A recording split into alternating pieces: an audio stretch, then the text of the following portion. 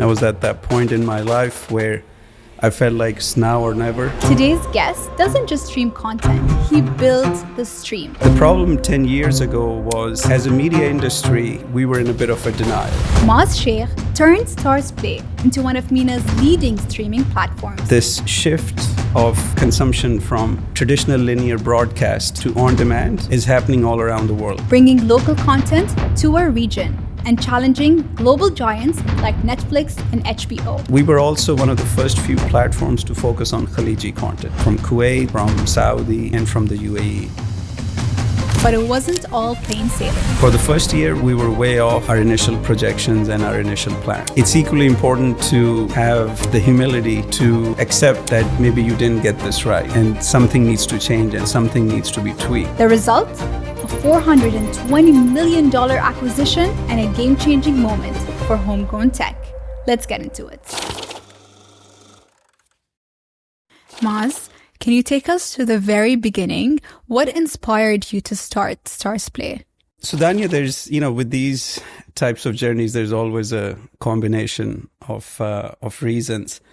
For me personally, it wasn't like one aha moment, or it wasn't like, I woke up one day and I decided to do this. It wasn't anything like that. It was perhaps a culmination of a few things coming together. Perhaps the biggest one was I was 45 years old. I was at that point in my life where I felt like it's now or never. Had a stable job, nice bonus. Everything was where it should have been, where I wanted to be. But then at the same time, there was still something missing.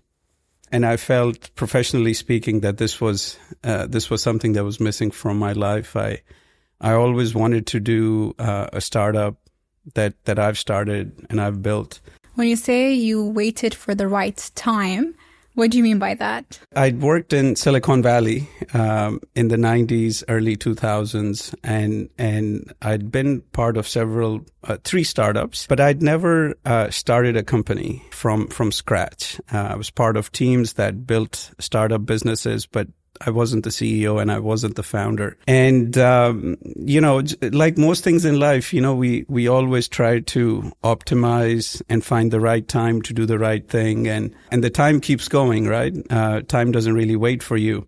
And then you get to a point where you realize that I've been trying to find the right time all my life. And now I'm running out of time.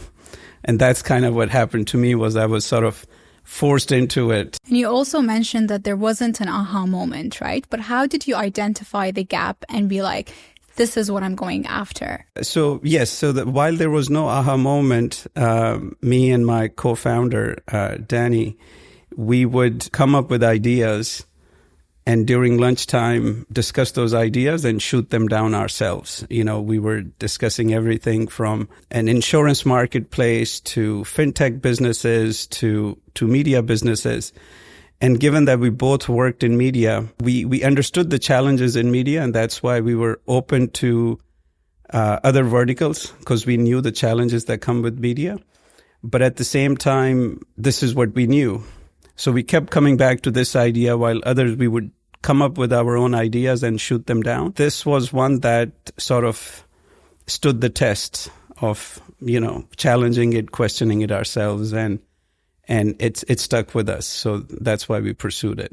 And what was the problem you were trying to solve then? Is it the same problem you're trying to solve today? No, it was a very different problem, to be fair. The problem 10 years ago was, as a media industry, we were in a bit of a denial. The denial was that this shift of consumption from traditional linear broadcast to on-demand is happening all around the world. Netflix had started in US and the Western Europe and was quite successful. But we as an industry were living in denial that this change is not going to happen in MENA. And if it's going to happen, it's going to happen further down, 7-8 years down the road. And then even the industry was even questioning whether the infrastructure is ready in this part of the world. And the reality is YouTube was extremely successful in Saudi. In fact, Saudi was the third the third largest market for YouTube globally. And that proved a few things to us, that the infrastructure is ready and that the consumer behavior is ready.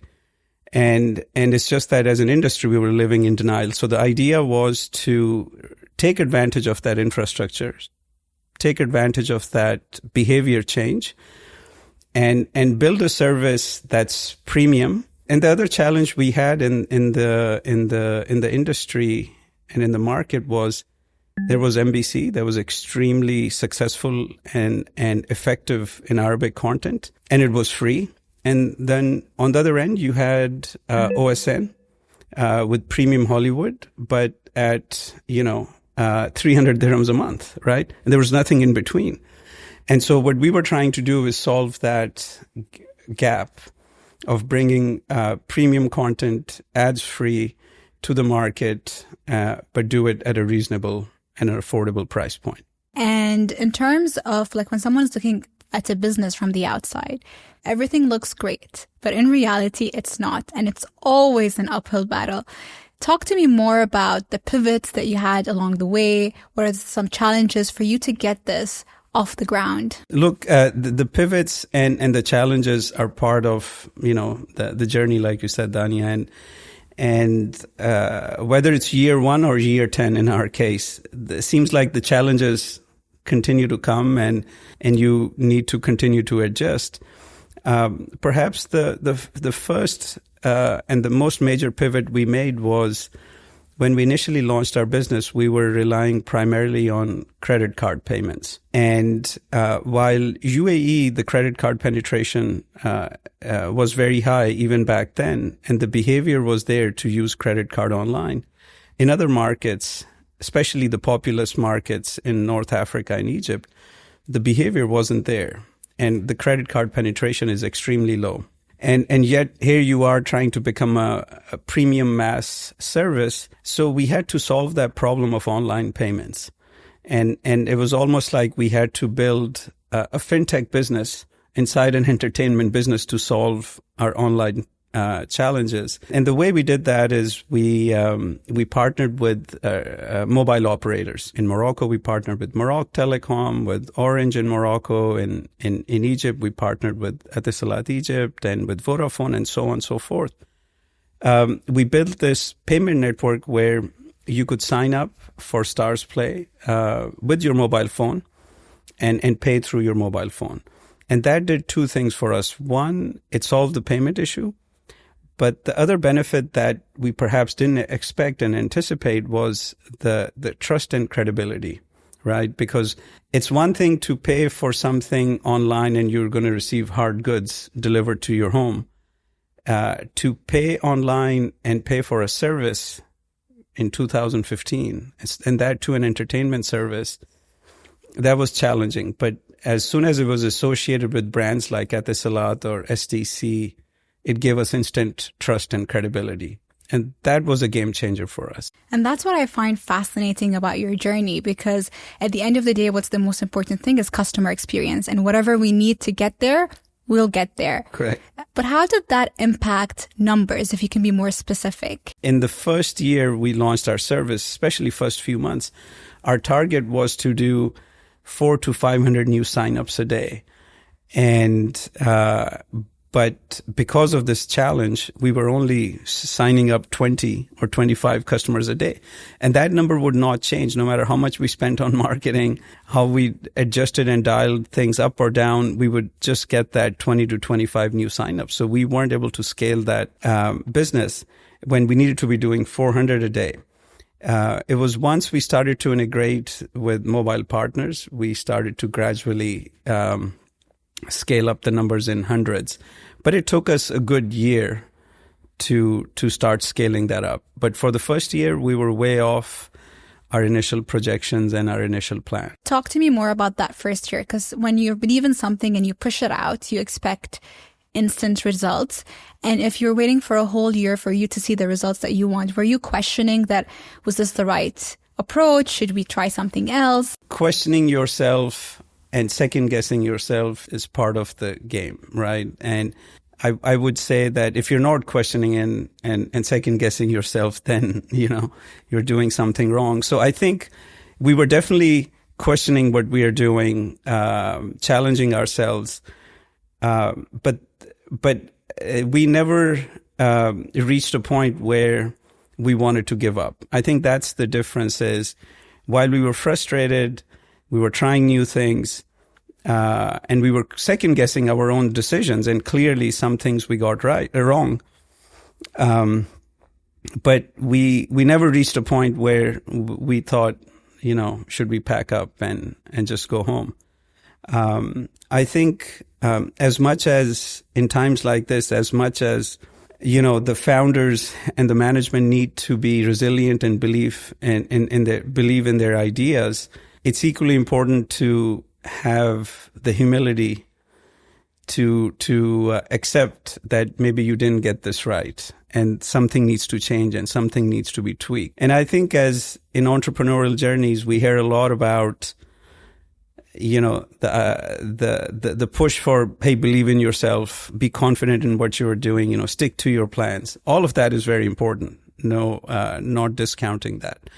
But I think not enough credit is given to being flexible and having the humility to look back and accept that you did something wrong and adjusting. And on that was going to be my question, is we hear that a lot. You need to be resilient. You're going to get 1,000 no's. You just wait for that one yes. But how do you draw the balance between conviction and delusion as well?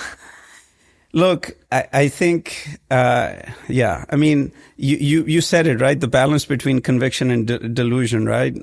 When I was getting started, I'm blessed with 2 boys. My older one's very cautious, responsible, like every, first child. And he was giving me all kinds of statistics that Baba, 98% of the businesses fail within first year of starting. Are you delusional? That's exactly the word he used. So I think, you almost need to be a dreamer. You need to have a little element of delusional to yourself. But at the same time, I think finding that right balance comes from not just yourself, but I think it also comes from people around you, right? So, for example, in my case, I was very fortunate to have a co-founder. He and I are very close. We've been working together now over 20 years, and 10 years at this company and 10 years at the previous company. So when you have a friend, colleague, and a partner like that, it makes that delusional part a little easier because then you are challenging and supporting each other at the same time. So there are times when he would be down and I would pull him up. There'd be time I would be down and he'd pull me up. So I think that's important. I think to answer your question, how do you find that balance? Shareholders make a big difference. Investors make a big difference. I think when I give this advice to other founders, you want to find, if you're fortunate enough, you want to find investors and shareholders who see the potential in you, right? Who don't see the founder, who not only see the founder and the CEO you are today, but see what you can become in 4 or 5 years. Because, for example, in my case, I was a first-time CEO. I had never run a company, but clearly the investors that backed us saw the potential in me and what I could become over the years. So I think having that support infrastructure, whether it's your co-founders or your shareholders, is very important in achieving that balance. It can't be achieved just by all by yourself. And you spoke about investors. How was your experience raising for the first time? I had raised capital before, but as a part of a management team, not as a CEO. So I had some experience and exposure, definitely used my previous contacts, but it's always a lot harder than whatever we expected, right? And I would say that we were having over 30 to 40 meetings a week and trying to pack them in and all over the world. Our challenge was 10 years ago, the VC and investor landscape in general looked very different in MENA. Now, thanks to successful exits, the government infrastructure and support, we've become a hub of tech, investing, tech startups. But 10 years ago, the landscape looked very different. People were a lot more focused on real estate and hospitality. So we had to look outside. And that's why we were focused a lot more in US. And luckily our strategy worked. Our strategy was to bring in a strategic investor that believed in our business plan, believed in our model, and then validated that, and then bring in a financial investor. And did it get easier along the way, given the first time you still haven't validated your product and you needed a bit of money up front, right, to validate that? So did it get easier as it went along? No, because I think comforting. I think what happens is, as you hit certain milestones, the expectations increase as well, right? And I think if you're an entrepreneur, and I learned this over the last 10 years, you have to get used to this burden that you carry on your chest or on your shoulder, that you have raised money from your shareholders and you have to deliver a return one day. And that's one burden that never really leaves you. The second one is, for the first few years, most tech companies lose money. And losing that money also comes with its own weight. And then comes all other responsibilities you're carrying, to your employees. And if you've built a successful business and you have millions of customers, that's another burden. So I don't want to say it ever gets easier, but I think you just have to learn to enjoy carrying the burden and being a beast of burden, if you will. If you were to give some practical advice to young founders listening in, what would you say? Being resilient is perhaps the most important thing. I would combine resilience with patience and also, continuing to dream. And you don't have to be delusional, but you need an element of dreaming, right? And I think that helps you to keep going. The other thing I would say is, you have to learn to average out the highs and the lows, because the highs are going to be very high and the lows are going to be very low. And if you respond to those highs and lows on a weekly basis, you're going to be all over the place emotionally, right? So I would say average out those highs and lows and just coast as much as possible. Give me some examples of those high moments for STARZPLay and maybe a low moment as well. Perhaps the most memorable one was when we were first launching our service. This was April 14th, 2015. And we had a big launch planned, and we'd been working on building this app, and we had all our shareholders from US visiting us. We had invited all our potential partners. Etisalat was there. So we were hosting this big event, a launch event, but we weren't sure if our app's going to work or not. I think it was that moment when we were opening it up to the press and opening it up to the media, it actually worked. That was perhaps for me the most memorable experience, because it was like the 2 or 3 weeks leading up to it. I can't remember what happened. It was sort of days and nights were all sort of mixed. But when it actually worked in front of our shareholders, in front of our partners, and in front of all the media and press, it was quite a relief. So that was definitely the high that I'll never forget. The low moments were several also.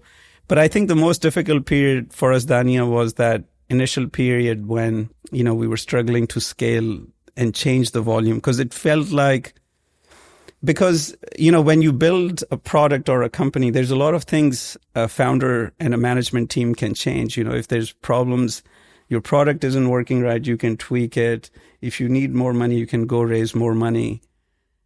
But if the market isn't ready, there's nothing anyone can do about that. And that was our fear, that we're supposed to be doing 400 or 500 a day. We're doing only 25 new signups. Is there a market issue? And if there is a market issue, then that's not something we can solve for. And that was quite a challenging period for us. But luckily, we never really thought about quitting or stopping, but just tweaked and pivoted. 2 questions on that. The first is, where did these projections come from, given that you were new to the market? So what was it based on? And then the second would be, what helped you scale? So where did these numbers come from? There's a lot of expressions people use from for where these numbers came from, but it was, let's just say, it was best guess, right? And it was, they were based on some projections and some experience from Nordics. We had colleagues that had launched HBO Nordic, and they had experience in how HBO Nordic scaled, and we were using some of those projections. But mostly, I would say it was guesstimates, because Nordics was a very different market to the MENA region. But what helped us address it and scale it was eventually that adjustment, partnering with the telecom and mobile platforms, allowing for mobile phone sign up and payments. Perfect. But is bringing in local content, did it help with that? Because you guys are focusing heavily on that. So I think what happened there, Dania, is each, phase of the company, we had a different pivot. And each pivot takes us through a phase of growth, and then you have to reinvent or readjust. So the first major pivot for us was enabling this payment infrastructure. The second pivot for us is what you just mentioned, which was going into Arabic content, both licensing, pan-regional, sort of always popular Egyptian content. But then we were also one of the first few platforms to focus on Khaliji content, from Kuwait, from Saudi, and from the UAE. So that was our next major pivot. We started with a focus on Hollywood, because that's where the pricing gap was, as I mentioned. The second challenge in the Hollywood market was that traditionally, in this part of the world, the willingness to pay for Hollywood content had been established through pay television. Whereas premium Arabic content, your best of the best Arabic shows, were still available on NBC, Abu Dhabi TV, Dubai TV. All of them made quality Arabic content available for free. So one's ability to create Arabic content and ask people to pay for it, right? You needed something really, really compelling. And that's why it took us maybe 3 years before we made that pivot to Arabic content. And I see why that could be a challenge, because it's a change of behavior, a change of perception. But I guess there is that movement where I can talk about myself, is when I used to watch Arabic shows before, I probably didn't resonate as well because of the quality probably of production.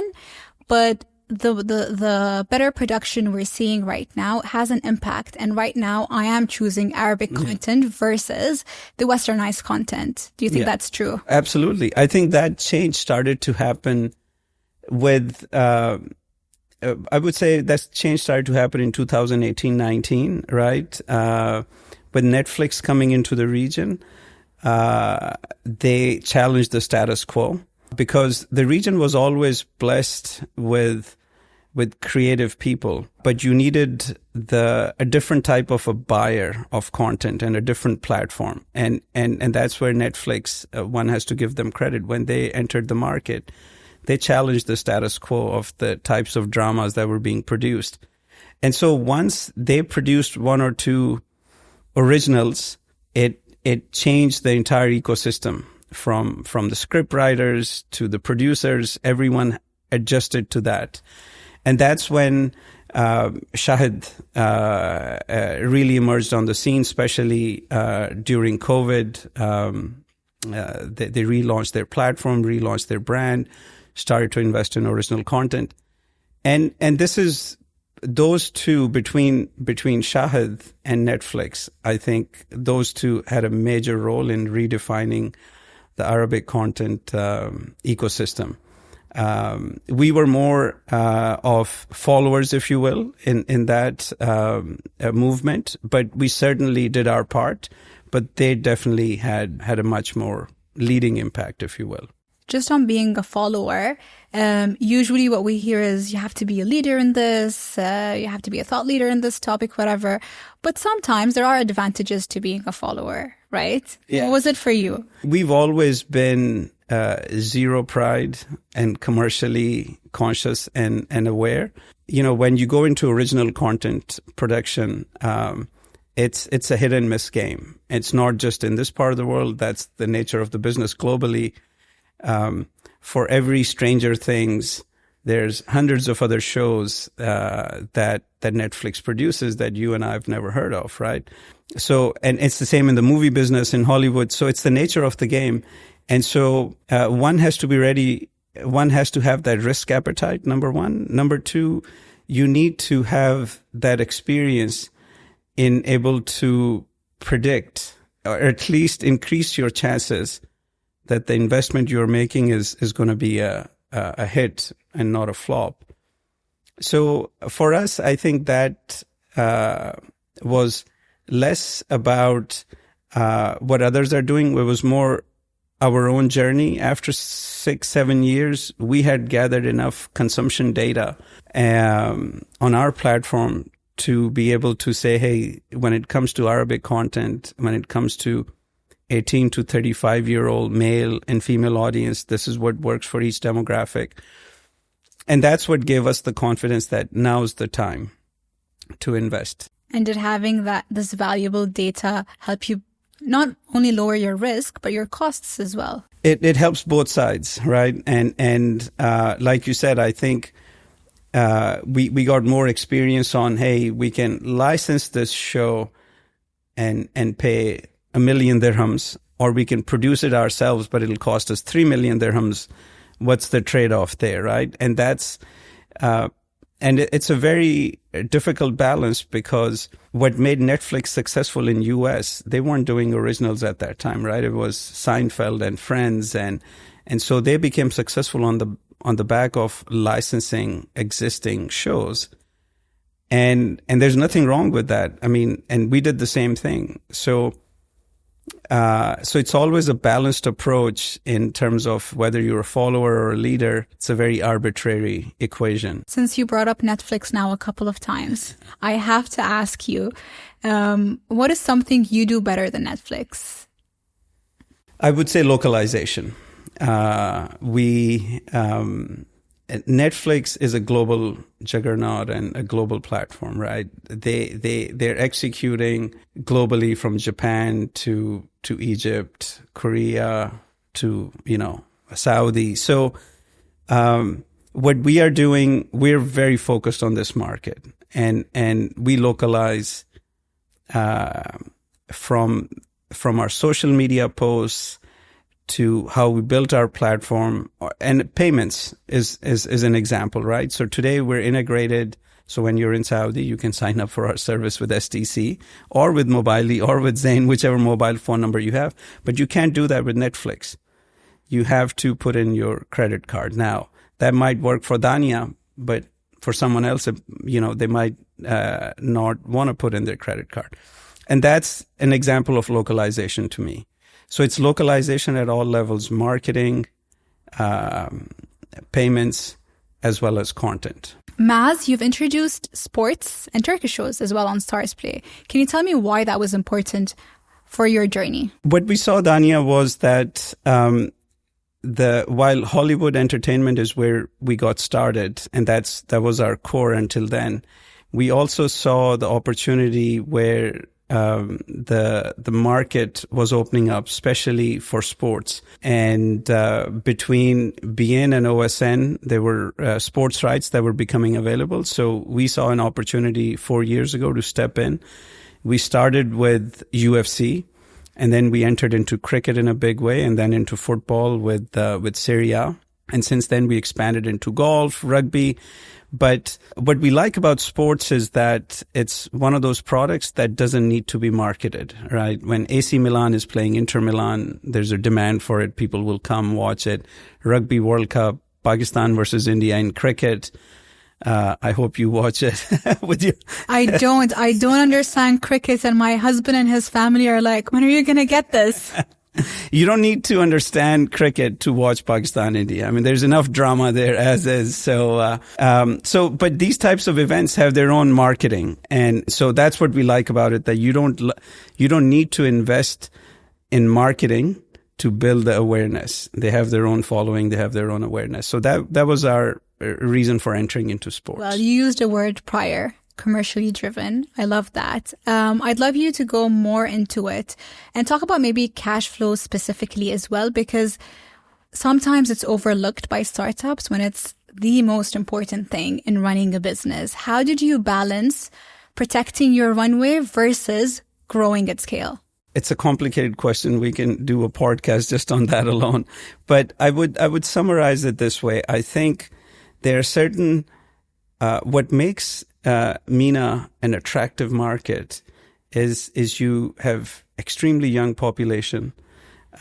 You have Arab population. Yes, their dialects are different, but generally speaking, you have primarily an Arab audience. So in one big block of say 21 countries, you can access 400, 500 million people. So that's the attractive part. The challenge is that now you're going into multiple countries, multiple jurisdictions.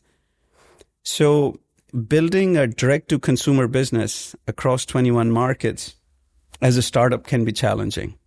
That's just insane. It is. And to your point about cash flow, right? One of the biggest expenses that any startup deals with is marketing, right? The checks we write to Google and Meta and all the other social platforms. Marketing is one of the biggest expenses most startups, digital startups, deal with. So, and the more markets you go into, the more dilutive your marketing dollars become, because now you are having to invest in each market. And so one of the ways we balanced that investment or balanced that cash was we decided to partner with big brands and B2B partners. So I like to think we built our business, especially the first 4 or 5 years, on the back of giants rather than doing it all on our own. So, for example, in UAE, we launched a partnership with Etisalat, now and in Saudi with STC.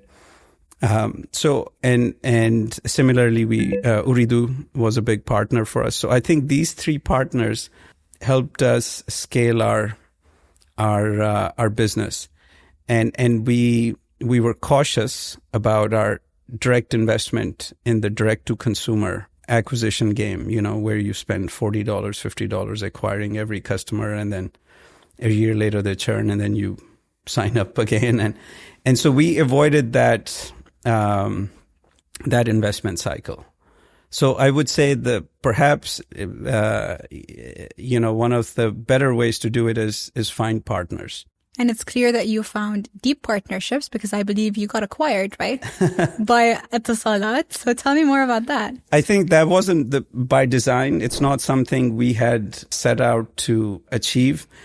We saw them from day one as a very strategic commercial and technology partner, because the reality is we were using their infrastructure and we needed their payment support as well. So it was almost like a match made in heaven, because 10 years ago, right, if you're using YouTube, except for the bandwidth consumption, the ISP or the telco is not getting any revenue or any cut out of that, other than the fact that you're using more bandwidth. And what our model did is we came up with a revenue share model for every time, Dania signs up for the service and pays through it, through the mobile phone. We have a certain revenue share with the partner.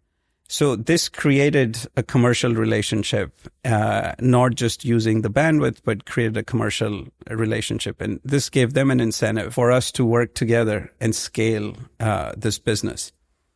And telcos are very, very measured organizations. They're extremely methodical and extremely measured.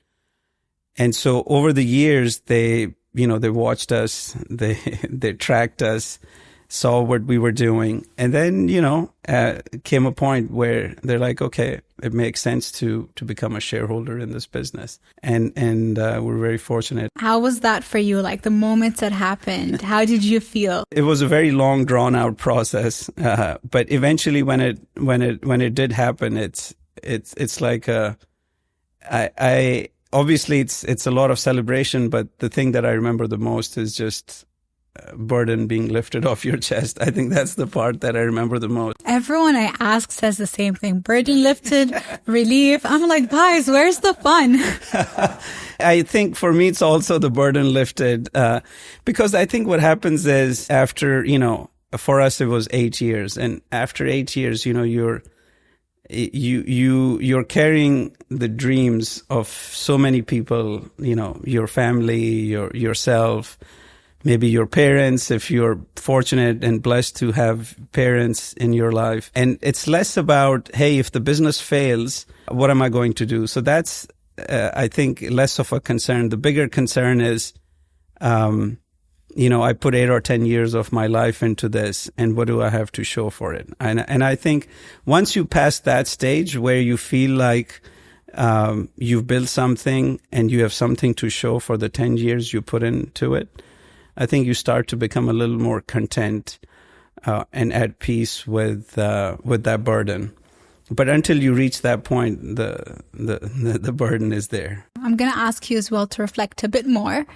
What's your biggest regret in business? I think over the years, perhaps a few things. One would be sometimes I was too slow to make changes and react. Sometimes I was too optimistic in that the situation would change or recover, and not being reactive or proactive enough. I would say that would be perhaps the first one. And the second one would be, over the years, you do make some difficult decisions that end up impacting people and end up and impacting their families. And that sort of stays with you. And that, you make the right decision for the business and for the company, but sometimes that's not the right decision for certain individuals, and that stays with you. And that is the toughest thing to live with. Yeah. That is and you have to live with this duality of, did I make the right decision, and or did I just do something I shouldn't have done, right? So yes, those are some of the more difficult things one deals with. Looking ahead, what are your personal bets for the next decade? Predicting the future, never easy in any field, especially in entertainment. I think, Dania, the short form content, as we call it now, and the definition of what short form is also changing, right? It used to be 2 years ago, 6-7 minutes was short form. Now a minute long is short form, right? So I think short form content is here to stay, and that's number one. Number two, I would say there's this movement of user-generated content is definitely a very powerful movement, and there's going to be winners out of this one. Platforms and organizations you and I have not heard of, but some are going to emerge very successful out of this. I think the third one I would say is the AI's impact on content creation is we're not even scratching the surface yet. So as STARZPLAY, we're launching our first animated Arabic series, fully AI generated, this year. And I've seen you sort of parts of it and the quality that's there. So it's only a matter of time that you'll have live action AI generated content as well. So I think the AI part is going to have a massive impact on how we create content and what that does to our entire value chain. And that's not even the future. We can see that today, like full-on commercials that are AI generated, which is insane because the budgets behind those commercials were very big. Very big. And now AI is doing all of that. And even with things like subtitles, now you could see the AI like changing how someone talks with lips as well, moving in that, language, which is fascinating. That we're doing that with our animated series today. So we're doing the lip syncing of different Arabic dialects. So Khaliji, Fusa, we're changing the lip syncing as the track changes. Like you said, subtitling, we're doing subtitling today. I would say today there's still an element of QA that's involved, especially in Arabic language. You have to make sure that it's still quality.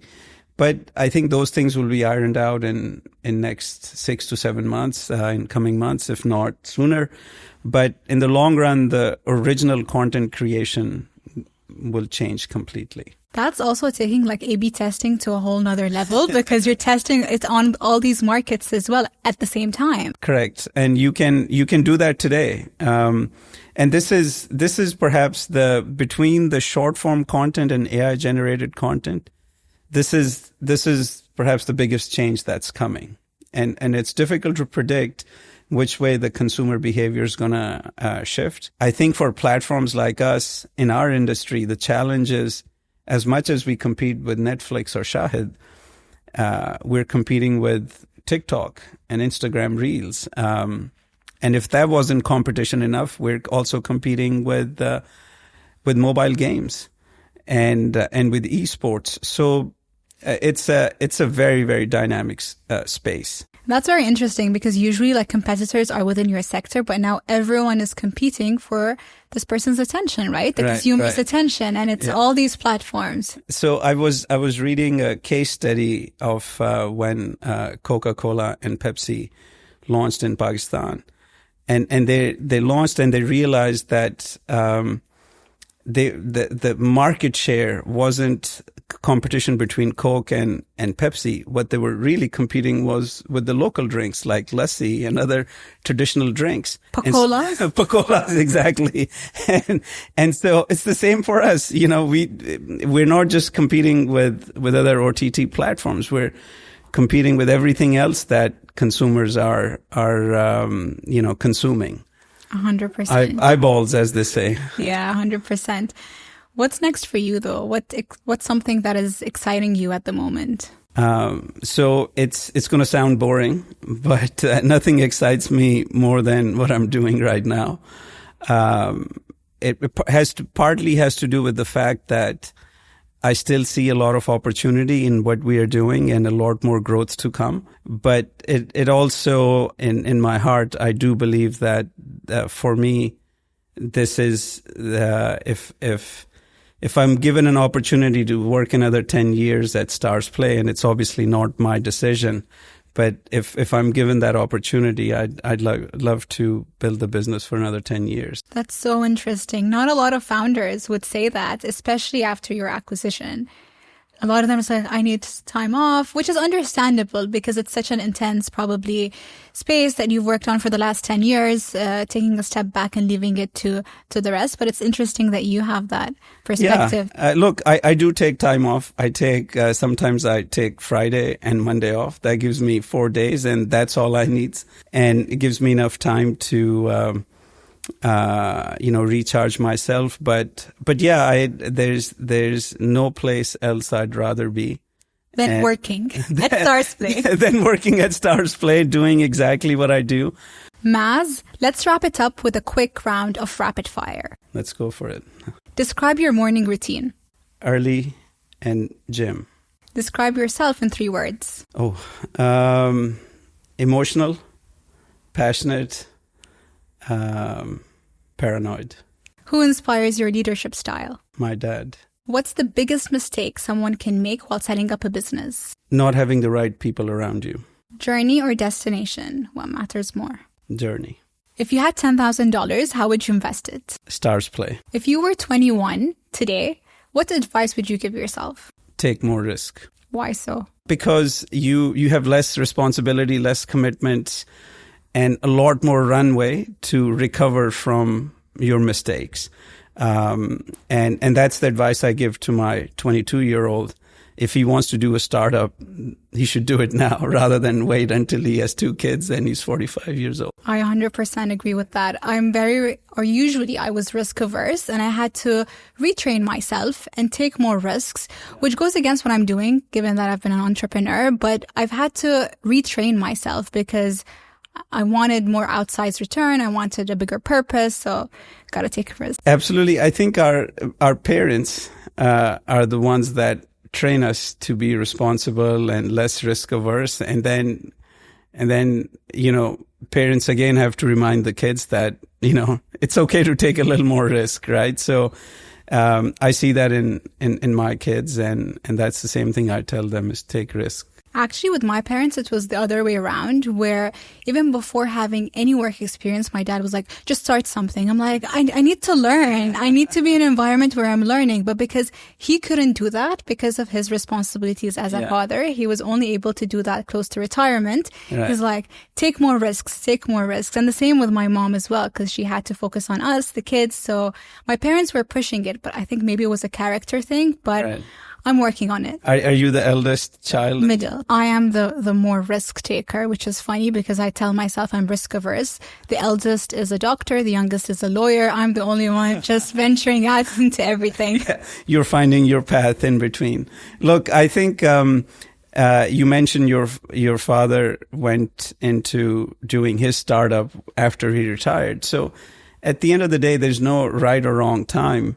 But to me, it's more of some of us have this inside them. Sounds like your dad does too.